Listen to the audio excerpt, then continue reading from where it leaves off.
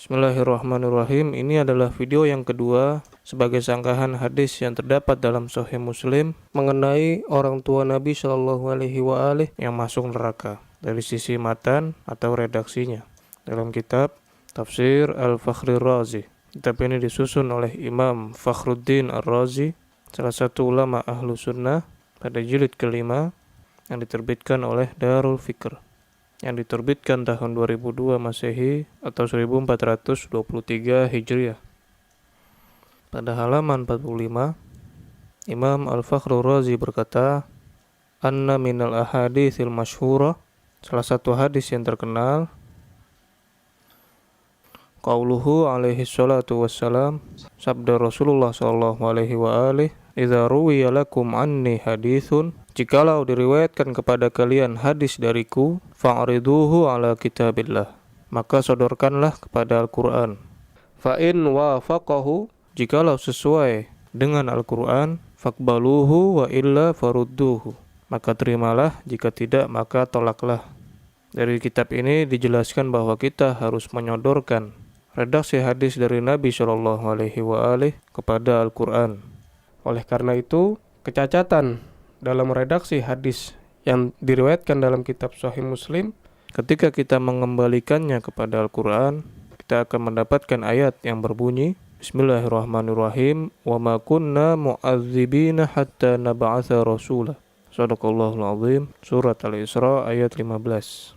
Yang artinya, dan kami tidak akan menyiksa dan menghukumi suatu kaum sampai kami mengutus seorang rasul kepada kaum tersebut. Ayat di atas menyatakan bahwa Allah Subhanahu wa Ta'ala tidak akan menghukumi suatu kaum kecuali setelah datangnya seorang rasul kepada kaum tersebut. Sekarang apa alasannya mereka menghukumi ayah Nabi Shallallahu Alaihi Wasallam mati dalam keadaan kafir, sementara ketika itu Rasulullah Shallallahu Alaihi Wasallam, Nabi Muhammad, belum menjadi rasul, bahkan belum dilahirkan. Berikut mari kita lihat dalam kitab Jami' al-Bayan an Ta'wil Ayil Quran yang disusun oleh Imam Ibn Jarir At-Tabari pada jilid ke-8 yang diterbitkan oleh Darul Fikr, diterbitkan tahun 2005 Masehi atau 1425-1426 Hijriah. Pada halaman 264 diriwayatkan dari Mujahid tentang firman Allah Subhanahu wa Ta'ala, Bismillahirrahmanirrahim, wa idh qala Ibrahim Rabbi ja'al hadzal balad aminan wajnubni wa baniya an na'budal asnam. Shadaqallahul azim. Yang artinya, dan ingatlah ketika Ibrahim berkata, ya Tuhanku, jadikanlah negeri ini, Makkah maksudnya, negeri yang aman, dan jauhkanlah aku beserta anak cucuku dari menyembah berhala-berhala. Mujahid berkata, fastajaballahu li Ibrahim da'watahu fi waladihi, maka Allah kabulkan doa Ibrahim pada keturunannya.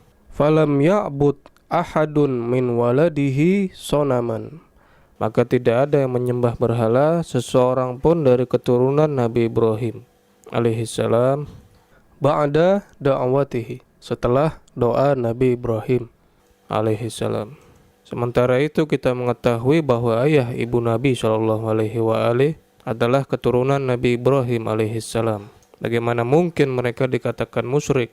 Riwayat ini terdapat dalam kitab Tafsir At-Tabari.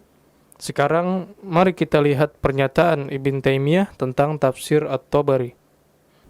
Di dalam kitab Majmu'atul Fatawa yang disusun oleh Ibn Taimiyah Al-Harrani pada jilid ke-7 yang diterbitkan oleh Darul Hadis Al-Qahirah, yang diterbitkan tahun 2006 Masehi atau 1427 Hijriah.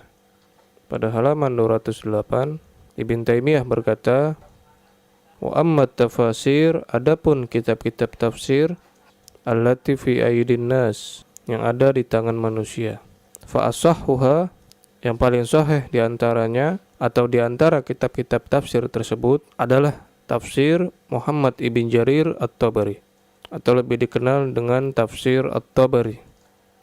Fa innahu yadhkuru maqalatis salaf, karena kitab tafsir tersebut menyebutkan pendapat-pendapat salaf, bil asanid athabita, dengan sanad-sanad yang kokoh, walaysa fihi bid'atun, dan tidak ada bid'ah di dalamnya.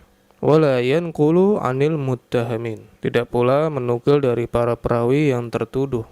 Artinya para perawi tertuduh sini dituduh berbohong, dituduh berakidah yang buruk dan lain-lain, yang mana tuduhan ini menyebabkan perawi tersebut dianggap lemah atau tidak dijadikan hujjah hadis yang diriwayatkan darinya.